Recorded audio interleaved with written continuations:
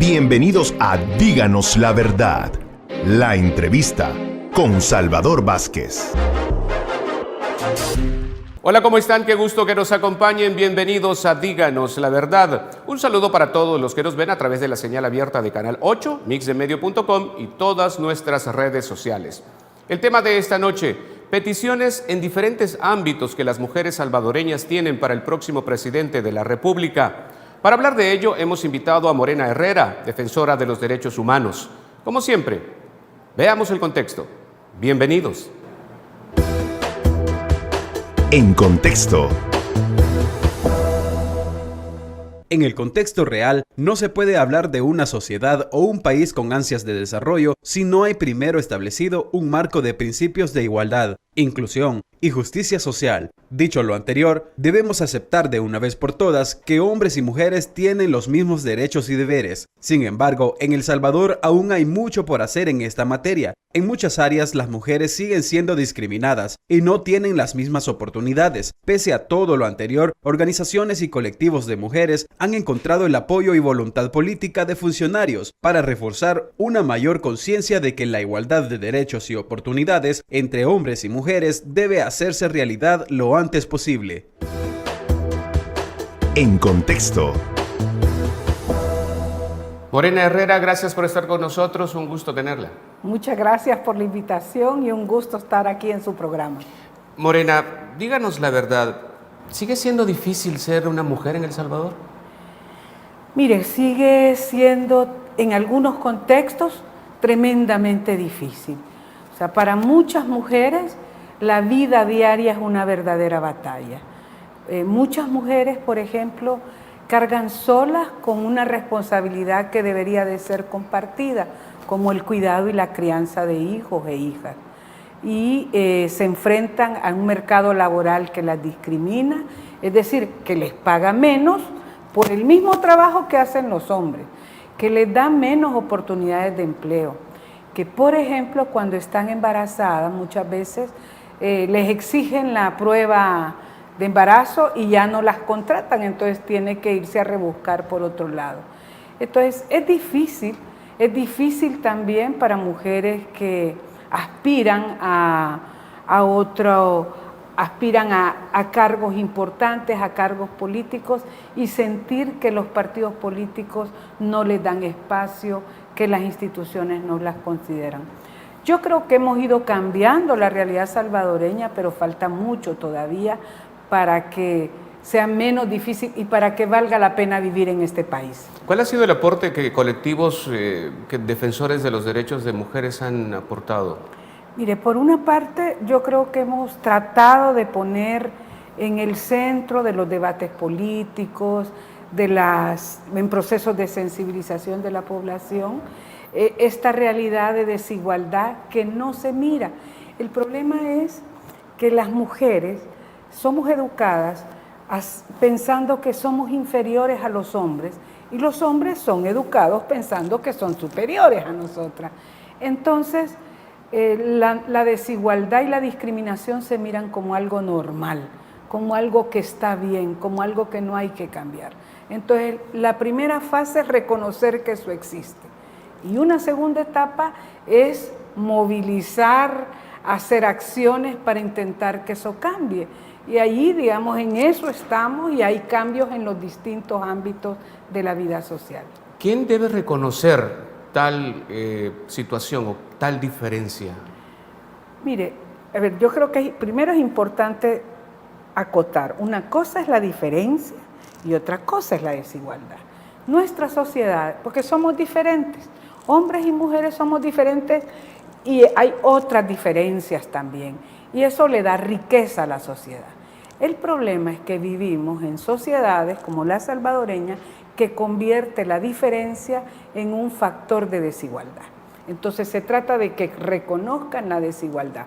Bueno, la sociedad, la población, la ciudadanía, es importante que la reconozca, pero sobre todo las instituciones públicas, el Estado, el gobierno, la Asamblea Legislativa, los jueces, por ejemplo, es importante que reconozcan esa desigualdad, que vean que aplicar una medida igual a personas que viven en situación desigual se convierte en un factor que profundiza las desigualdades, y en este caso las desigualdades entre hombres y mujeres que junto a otras desigualdades marcan la vida de la mayoría de la población. Sin ganas de ponernos tan históricos, ¿a quién se le ocurrió crear estos abismos de desigualdad?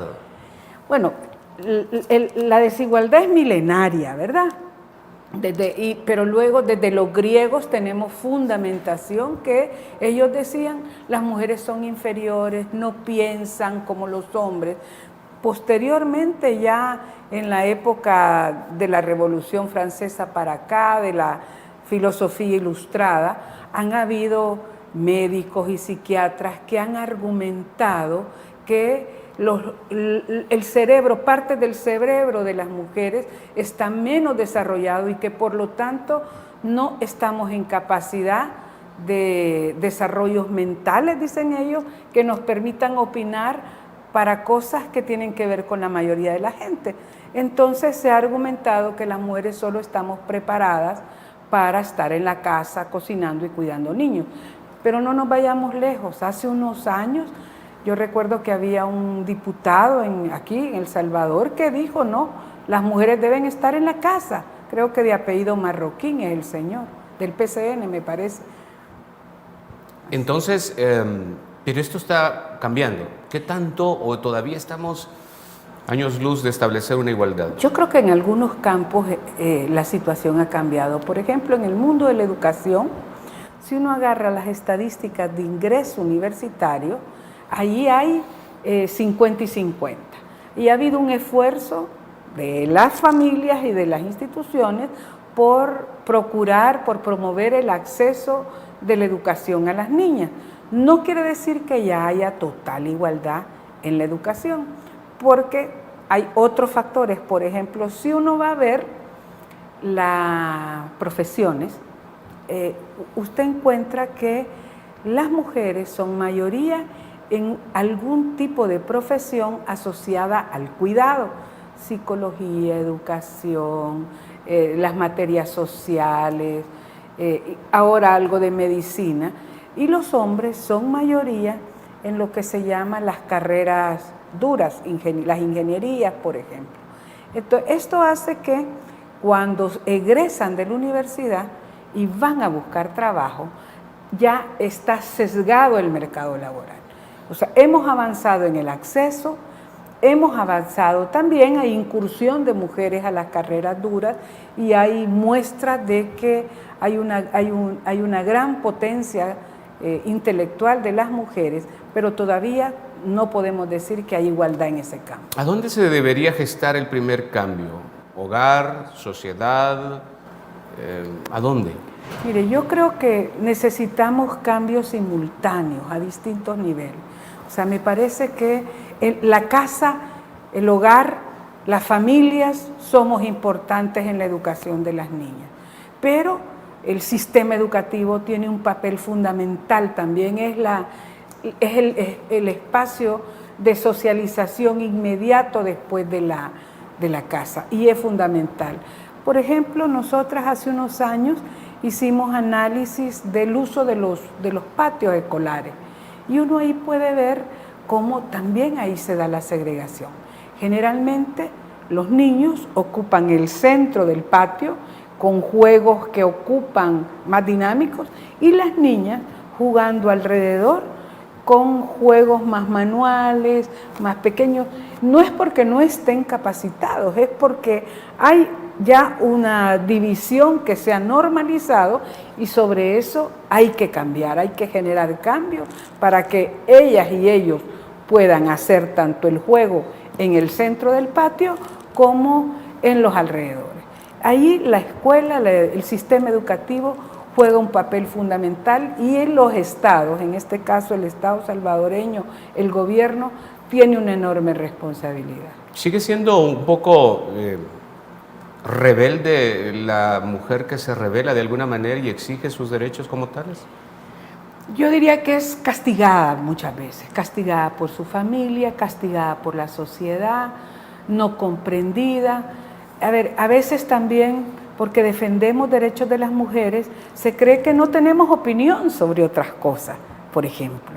Y a las mujeres nos importa el debate fiscal, nos importan las políticas públicas en diferentes ámbitos, pero hay una segmentación de para quien lucha por los derechos de las mujeres. Morena, déjeme marcar la primera pausa comercial y cuando regresemos a Díganos la Verdad, sabremos qué opina la gente sobre si los derechos de las mujeres se respetan en El Salvador. Ya regresamos.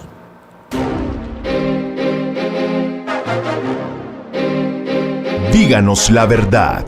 La entrevista.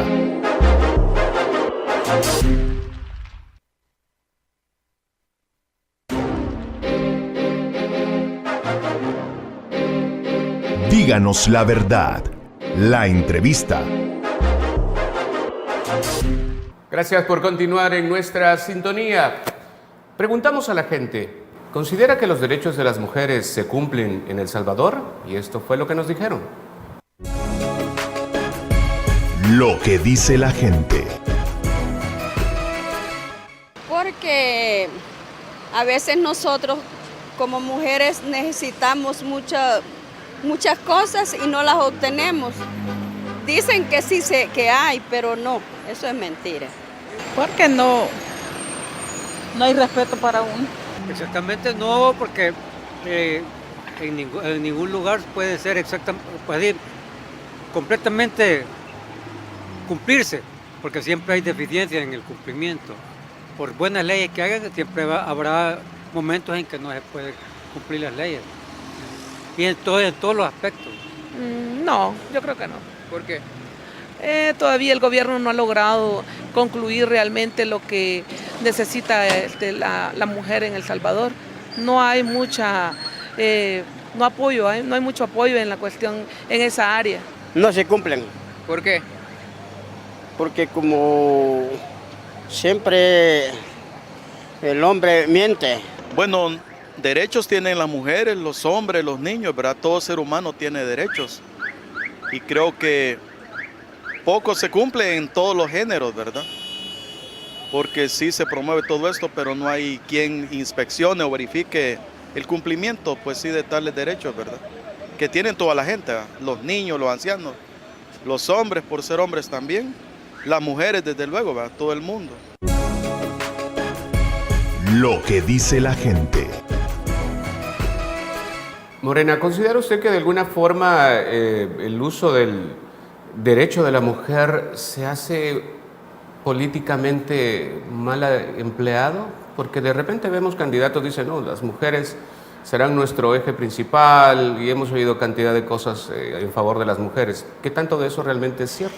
Es que ese es uno de los problemas. Mire, antes a las mujeres no se nos miraba, no se nos consideraba para nada. Ahora las mujeres somos más del 50% del padrón electoral. En ese sentido, somos la mayoría de quienes elegimos. Y se habla de las mujeres porque se quiere el voto, pero no porque se comprenda con claridad cuáles son los factores que determinan las situaciones como las que las señoras están diciendo, que aunque haya formalmente reconocimiento de derechos, en la práctica no existen. Y lo que dice el señor también es cierto. En nuestra sociedad hay derechos que son comunes.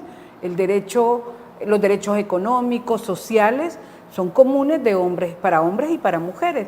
Y se vulneran para todos. El derecho a la vivienda, por ejemplo, en una familia que no tiene vivienda y que hay hombres y mujeres, a todos se les viola ese derecho. Pero en el caso de las mujeres, esta situación de desigualdad específica por ser mujeres implica una mayor violación de derechos. Le voy a poner un ejemplo. Tenemos los feminicidios. Antes la palabra feminicidio no existía. Aquí se decía, ha sido un crimen pasional. Los hombres decían, la maté porque la quería. O sea, unos absurdos, pero eso estaba legalizado en nuestra sociedad. Hemos logrado que se reconozca que hay asesinatos de mujeres por el hecho de ser mujeres, no por la afiliación con un grupo que ellas tengan, no porque esté en una pandilla, no porque esté... Hay mujeres que son asesinadas por el hecho de ser mujeres. Entonces, logramos que se reconociera ese delito y que tenga una cantidad de años de pena. Pero, por ejemplo, el año pasado, solo el año pasado, que hubieron más de un feminicidio por día, si lo comparamos, 385 mujeres fueron víctimas de feminicidio, solo se judicializó el 2.9 de casos. Es poquísimo. Si usted piensa la mató porque, y se conocía a veces la pareja, pero solo el sistema judicial, digamos, solo ha definido o delimitado, mejor dicho, la responsabilidad en menos del 3% de los casos. Pero ese es un mal mensaje que se está enviando, porque por una parte se está hablando de defensa, pero juzgamiento no existe. ¿Cómo se interpreta esto? Por eso, o sea, yo creo que hemos avanzado en la aprobación del texto de la ley, pero no hemos avanzado en la aplicación. El acceso a la justicia para las mujeres todavía está lejano. O yo le puedo hablar de, por ejemplo, una violación, un juicio de violación de una muchacha donde yo vivo. La muchacha tiene padecimiento de discapacidad mental, una debilidad mental. No, digamos, ella no tiene una capacidad de comprensión de la vida. Fue víctima de violación, fue embarazada por esa violación, salió con el embarazo, tuvo una criatura y al final la madre de ella, que es una muchachita jovencita, pero por el problema mental tiene una edad de una niña, la madre de ella dijo: ayúdenme, voy a poner la denuncia. Se le acompañó a la señora, hubo el juicio, la jueza primero dio, jueza mujer, o sea que en esto no hay tanta distinción entre hombres y mujeres. La jueza dijo no, sobreseguimiento. Y nosotras no, ¿cómo puede ser? Fuimos a la fiscalía, apelen por favor, esta muchacha. Apeló, se volvió a montar la audiencia y hubo condena. ¿Cuál fue la condena? La condena fue de 3 años de trabajo comunitario para el hombre acusado o ahora condenado y $600 para esa criatura que le ha quedado a esa muchacha y a esa familia. La opacidad de las instituciones de alguna manera no se puede interpretar como una especie de querer juzgar más allá. Del caso, por ejemplo, de la Policía Nacional Civil, con el caso de la agente Carla Ayala, de alguna manera hay una complicidad de las instituciones para no querer ir más allá de eso. Yo pienso que sí hay complicidad, hay responsabilidad, y hay responsabilidad de todos. Hay responsabilidad institucional y también de las personas que dirigen esas instituciones, porque la manera en que juzgan, la manera en que actúan, está impregnada por esa visión y terminan considerando que aquel crimen, que aquella acción, antier, por ejemplo, estuvimos viendo un caso de una niña de 3 años violada, 3 añitos, violada por un familiar, y la familia no quería poner la denuncia. Yo creo que al final no llegaron a ponerla. Es tan dramático esto. Las instituciones tendrían que actuar en este caso de oficio, pues, pero muchas veces no lo hacen. Organizaciones feministas, no falta que se grite más de alguna manera. Bueno, hacemos acciones a distintos niveles. Nosotras trabajamos en coordinación con la policía, por ejemplo. Allí mismo hemos apoyado la creación de una red de mujeres policías que defienden sus derechos. Hay un protocolo para atender situaciones de violencia contra las mujeres al interior de la policía, porque hay violencia y discriminación allí. Trabajamos con el Consejo Nacional de la Judicatura, con cursos de formación, trabajamos también con la Procuraduría General de la República, o sea, con el sistema de justicia, hemos venido trabajando, intentando, pero todavía, a ver, lo que hacemos las organizaciones no puede suplir la acción del Estado. Esta es responsabilidad del Estado. Nosotras podemos contribuir ayudar a comprender cómo se debe hacer, enseñar, pero nuestro papel no es suplir a las instituciones del Estado. El análisis que usted hace sobre los casos de cómo se dirimen en juzgados, etcétera, ¿no? De alguna manera también no hace una especie de aceptación de que es así la situación que vive la mujer en El Salvador y no hay otra cosa más que hacer. Bueno, yo creo que lo que dan las instituciones de justicia es un mal mensaje a las mujeres. El mensaje de que la vida no vale nada, el mensaje de que hay permiso social para que actúen. Por ejemplo, estaba viendo los datos y los hechos de violencia sexual contra las niñas y adolescentes son dramáticos, son la mayor cantidad de hechos de violencia sexual se dan contra niñas entre 10 y 14 y entre 15 y 18 años. Entonces ahí algo tiene de mensaje de que se permite esto. Déjeme marcar la siguiente pausa comercial y cuando regresemos a Díganos la Verdad, sabremos cuáles son las cuentas pendientes que al final de su gestión el ISDEMU nos deja en derechos de la mujer. Ya regresamos.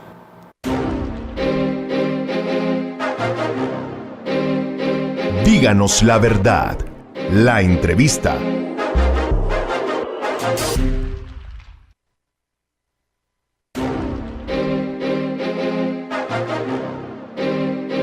Díganos la verdad. La entrevista.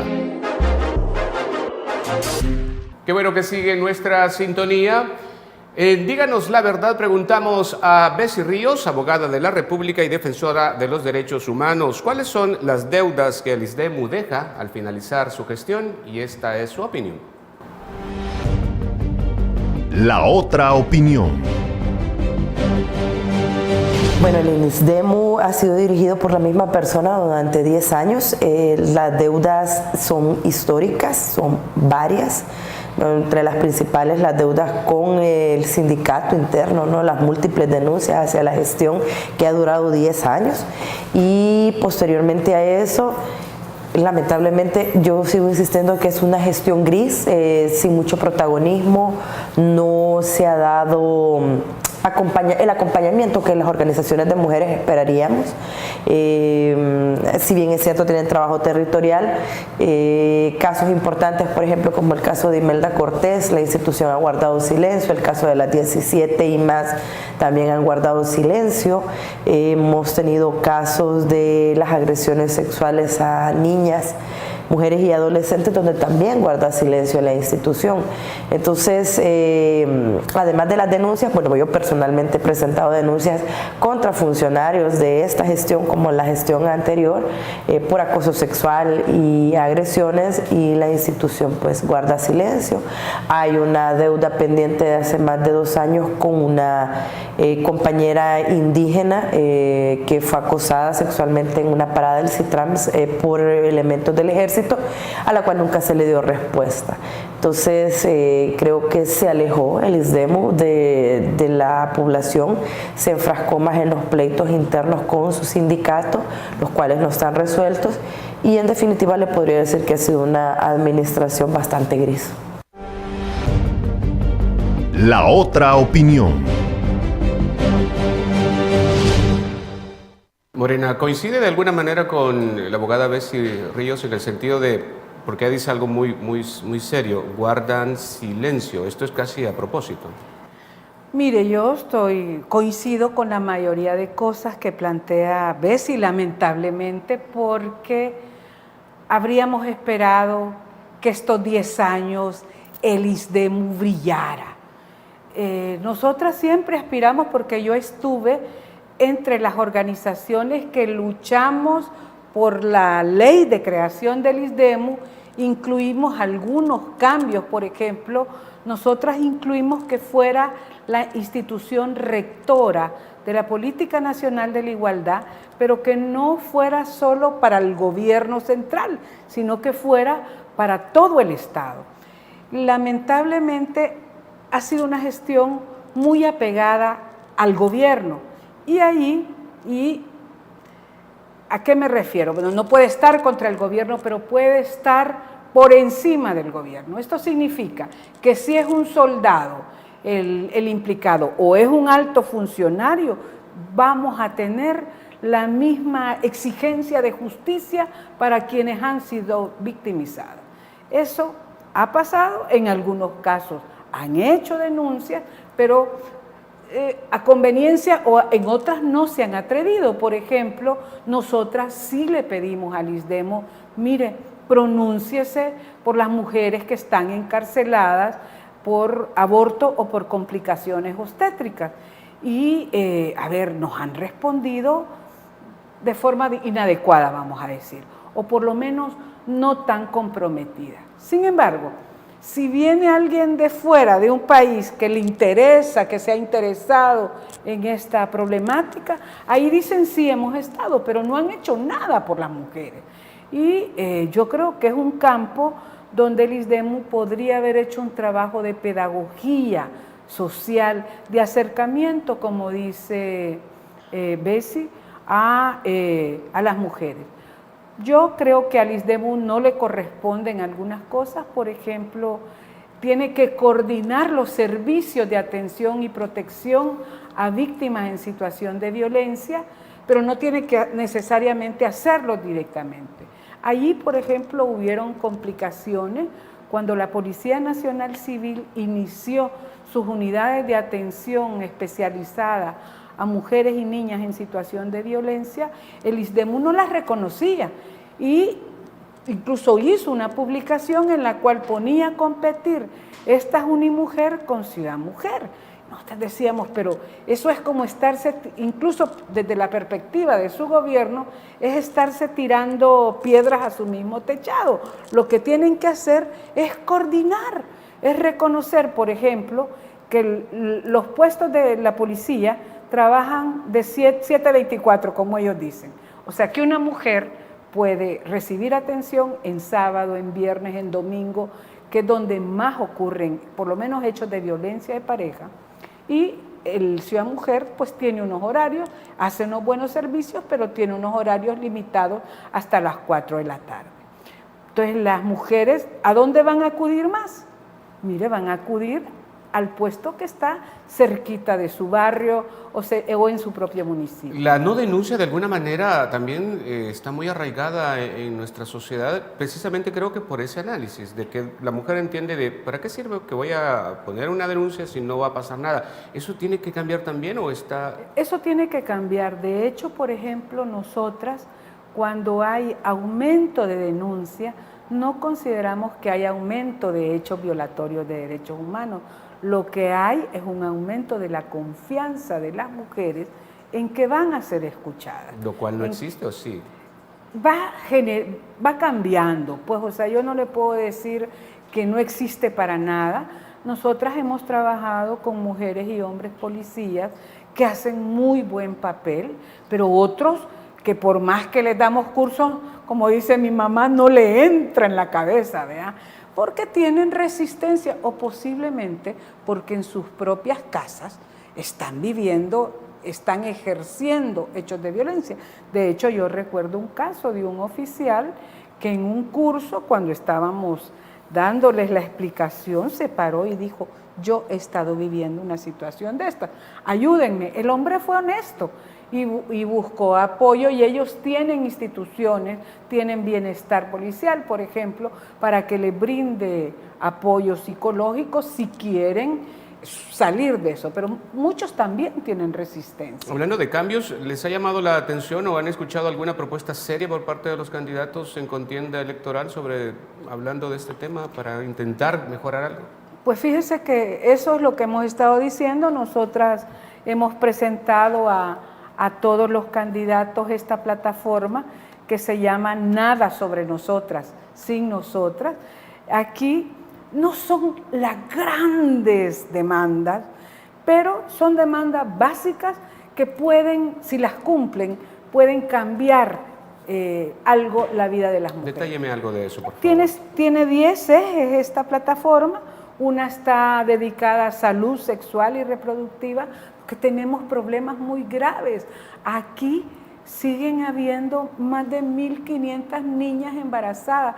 Una niña de 10 años con otra criatura es es una persona a la que se le han violado derechos. Eso solo para hablar de esto. Están hablando de que hay servicios amigables para adolescentes, pero no es cierto. O sea, uno llega, yo me fijo, pues porque trabajo cerquita de un hospital y llegan los chavalos a pedir condones y les dicen, un momentito, ¿cómo es que vienen a pedir condones a la 1 de la tarde? Primero una charla y los muchachos se van. O sea, no hay servicios amigables. ¿Qué otro punto? En salud sexual y reproductiva, también derechos económicos para las mujeres. Necesitamos que realmente se cree un fondo de garantía bancaria para las mujeres. Hace años se presentó una propuesta en la Asamblea Legislativa y la reconvirtieron en una cosa que se llama Foso Familia, que es da microcréditos. Eso no va a cambiar la realidad de pobreza de muchas mujeres. Necesitamos también que a nivel de la agricultura se apoye la participación de las mujeres, puedan hacer inversiones. ¿Basta de alguna manera la promesa de que en los gabinetes se va a incluir más mujeres? Bueno, aquí estamos planteando que si realmente quieren trabajar para la igualdad, hay suficientes mujeres para contar con un gobierno paritario. Esto significa que a la hora de elegir, y es posible, si usted lo marca dentro de los indicadores y parámetros, usted pueda tener la mitad de funcionarios hombres y la mitad de funcionarios ¿Es necesario establecer esos porcentajes de...? Mire, a ver, si fuéramos una sociedad que reconoce que no discrimina, no fuera necesario establecer porcentajes. Estas medidas son para mientras llegamos a ser una sociedad igualitaria. Entonces, lo que nosotros demandamos es un gobierno paritario. Marcamos la siguiente pausa comercial y cuando regresemos a Díganos la Verdad, sabremos qué están opinando en las redes sociales sobre este tema. Ya regresamos.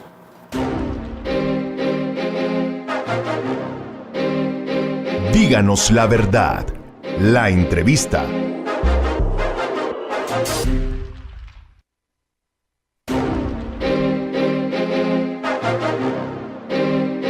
Díganos la verdad.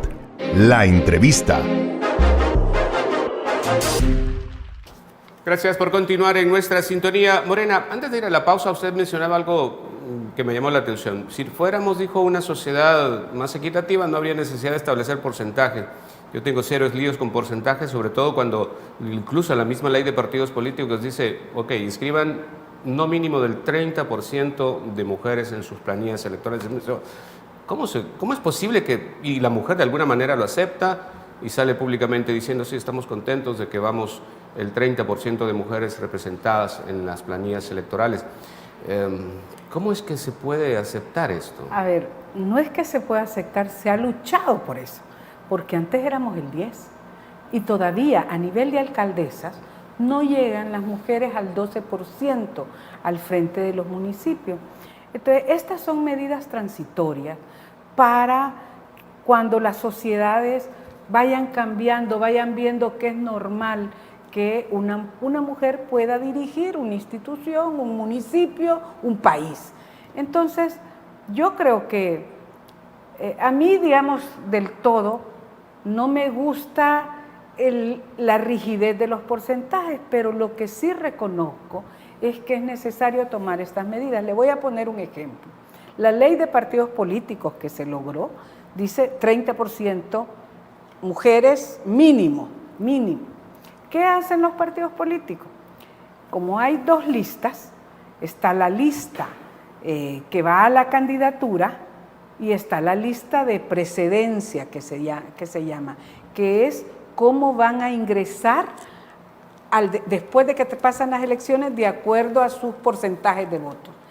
Entonces, no es igual en la lista de candidatura sí cumplen el 30%. En la lista de precedencia, allí ponen adelante los hombres y las mujeres atrás, total que no entran. O sea, echa la ley, echa la trampa, dice el dicho. O sea, yo digo, ¿cómo es posible? y se dan cuenta. O sea, no es posible que no se den cuenta de que eso está pasando. Simplemente han encontrado la manera de burlar la ley por estas listas de presidencia. ¿Qué otros puntos aborda su presentación? Mira, aquí, y me gustaría saber también qué tan bien cayó en las fórmulas presidenciales. Bueno, aquí tenemos derechos ambientales, digamos, derechos en relación al agua, por ejemplo. Las mujeres somos las mayores usuarias de agua, pero participamos poco en las decisiones sobre la gestión del agua, sobre los programas de protección. Entonces hay, digamos, demandas relacionadas con esto, obviamente demandas por el derecho a una vida libre de violencia, demandas que tienen que ver con la gestión territorial también, con la territorialización de las políticas de igualdad. A nosotras nos parece que debe haber una mejor coordinación y relación entre instituciones de gobierno central y los gobiernos municipales.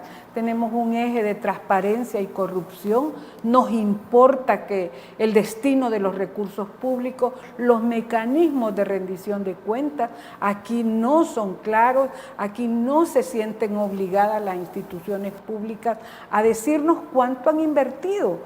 Nos importa también las medidas fiscales. Por ejemplo, voy a poner un ejemplo sencillo. Los impuestos indirectos, que son el IVA, que le han puesto a los teléfonos, todo eso, tienen un impacto más negativo en las mujeres. Le voy a decir por qué. Igual es para toda la población, pero si las mujeres, a un segmento de las mujeres, vamos a decir, son las mujeres más pobres, las mujeres que sostienen a sus hijos, porque una mujer compra una cajita de fósforos de cajita en cajita, ahí está pagando el IVA. Un señor que tenga más recursos puede comprarse el paquete de fósforos, paga el impuesto también, pero ella paga más. Entonces, hay medidas que podrían contribuir de carácter fiscal, tanto en términos de impuestos como en términos de gasto, que podrían favorecer a las mujeres. Bien, vamos a consultar qué están diciendo en redes sociales con la siguiente pregunta, a continuación. En redes sociales. En redes sociales formulamos la siguiente pregunta: ¿cuáles son los problemas que más afectan a las mujeres salvadoreñas? Estas son algunas de las reacciones. Raquel Sánchez dice la desigualdad laboral, la vulnerabilidad por la delincuencia y la discriminación. Lucierna Galay dice la discriminación por el machismo que aún existe en la mayoría de empresas. Susana Araujo dice acoso callejero, machismo, desigualdad en oportunidades laborales y remuneración. María Luisa Cortés dice la falta de oportunidades y desarrollo. Andrea Herroa dice la falta de proyecto de vida. Estas son algunas de las reacciones. Morena, la desigualdad, como decíamos, sigue siendo quizás de las cosas que más afecta a la mujer salvadoreña. ¿En qué áreas, más allá de la laboral? Bueno, la laboral es muy importante, o sea, porque la laboral y la económica.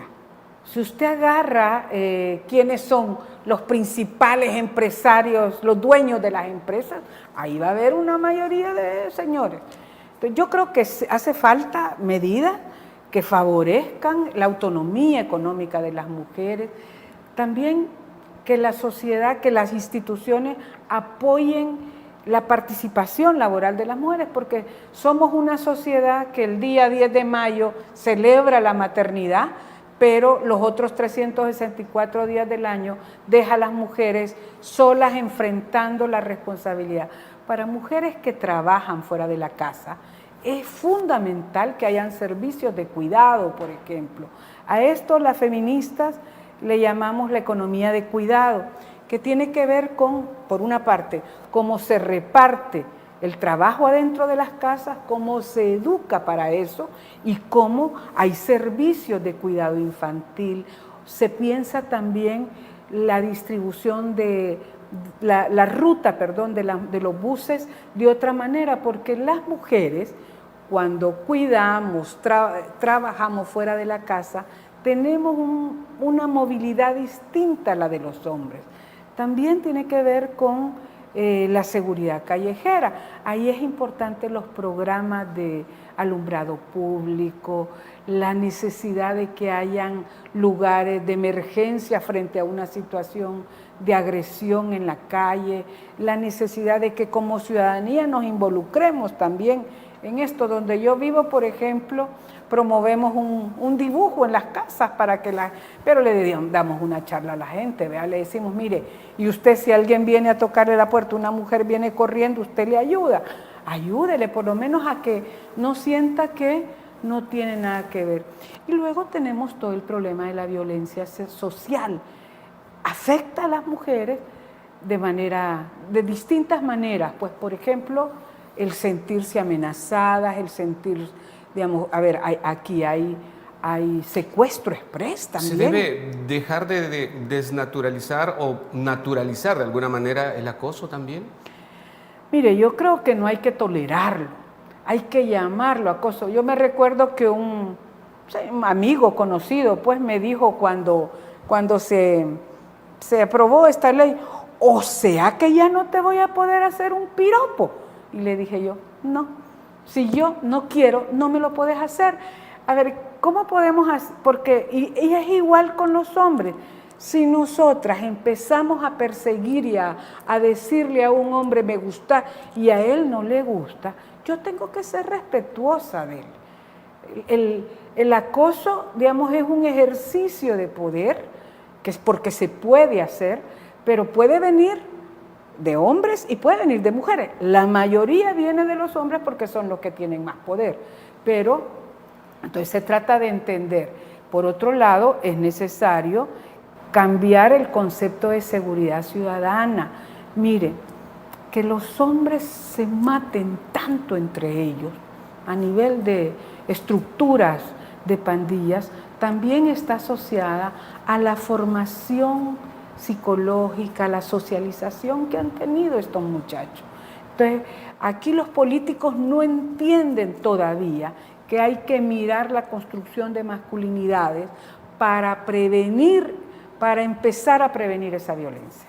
Déjeme marcar la última pausa comercial y cuando regresemos a Díganos la Verdad, será momento de las conclusiones. Ya regresamos.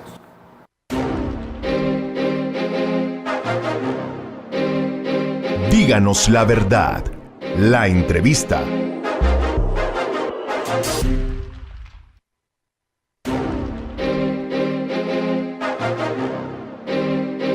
Díganos la verdad. La entrevista. Gracias por continuar en nuestra sintonía en Díganos la Verdad. Es momento de conclusiones. Morena, más allá de la discusión natural de los que se denominan provida, de los que defienden el derecho a la vida desde la concepción, ustedes están promoviendo también una batalla bastante férrea por la legalización del aborto en algunas circunstancias particulares. Hábleme de eso, por favor. Mire, porque es lo básico. O sea, las causales, las 4 causales que se han hablado, las 2 causales, tienen que ver con, con derechos fundamentales. El derecho a que una mujer, si está en riesgo su vida, pueda decir, yo quiero salvar mi vida, quiero vivir y a lo mejor puedo tener otro embarazo después. Cuando está en riesgo su salud también, porque tiene la lógica del menor daño. Esa es la lógica que inspira hoy en el mundo a los sistemas de salud. Cuando el embarazo es el resultado de una violación también, porque se ha reconocido que una mujer que no quiere tener ese hijo está sometida a una tortura con continuarlo, una tortura que no termina con el parto, que dura toda la vida. Y también, digamos, el impacto negativo en la salud que tiene para las mujeres cuando está concibiendo un feto que tiene una malformación congénita y que ya sabe que no va a vivir. Hay un síndrome que se llama féretro. Las mujeres se sienten como cargando un cadáver. Entonces, esta legislación que cambie esta legislación, que hayan políticas públicas para eso. Es la deuda que deben de pagar todos los partidos políticos. ¿El Salvador está preparado para una discusión tal? Yo pienso que sí. La Comisión de Legislación y Puntos Constitucionales el año antepasado, convocó a una consulta ciudadana. Ahí estuvo el diputado Tenorio al frente, habían diputados de todos los partidos y me pareció un ejercicio democrático de mucha calidad. A todas las personas que habíamos pedido audiencia, nos dieron 10 minutos. Ahí estaban los que se llaman provida, que yo creo que no entienden la concepción, o tienen una visión muy limitada de la vida. La vida es más que un feto, la vida es más que obligar a una mujer a mantener el embarazo. La vida, nosotras somos provida, nosotras amamos la vida. Yo amo a mis hijas y a mis nietas y a mi nieto, porque tengo un nieto también, hombre, que le digo, cuidadito, embarazas a una muchacha por descuido, informate, por favor, porque y usá condón. O sea, yo entiendo, él ya tiene 22 años, entonces pues puede tener relaciones sexuales, pero amamos la vida. Yo quiero que mi familia, la sociedad salvadoreña podamos tener una vida más digna, más feliz. Y eso es una deuda que tiene El Salvador con las mujeres. En términos generales no estamos tan mal, pero tampoco estamos tan bien. En algunas cosas estamos muy mal y en otras vamos mejorando, digámoslo así. Nosotras reconocemos que hay pasos y que han habido pasos importantes, tenemos leyes buenas, el problema es que no se aplican. Tenemos que generar cambios tanto a nivel de los procedimientos institucionales como a nivel de quienes aplican la ley. Y mire, yo, como digo, mi confianza está en que estas deudas con las mujeres las van a pagar los funcionarios si las mujeres les exigimos. Entonces, las mujeres y los hombres que queremos vivir en democracia y en justicia. Hace poco un muchacho me preguntaba, mire, ¿y de dónde viene su esperanza con estos partidos y con esta asamblea? Yo le decía, ¿sabe de dónde viene mi esperanza? De ver los aplausos de ustedes cuando la gente da algunas respuestas, le digo yo. Ustedes eran la mayoría, eran jóvenes, mujeres y hombres. Entonces yo creo que hay que tener confianza en exigir a los funcionarios. Me queda un minuto de programa, se lo doy. ¿Qué quiere decirle a nuestros televidentes? Bueno, yo creo que es importante que exijamos que nos garanticen nuestros derechos. Solo nuestra exigencia va a hacer cambiar esta sociedad y que mujeres y hombres trabajemos por la igualdad. Morena Herrera, fue un gusto haberla tenido con nosotros. Gracias. Gracias, mucho gusto. A ustedes la sintonía y ya escucharon, la verdad no siempre suena como uno quisiera. Buenas noches. Esto fue Díganos la Verdad, la entrevista con Salvador Vázquez.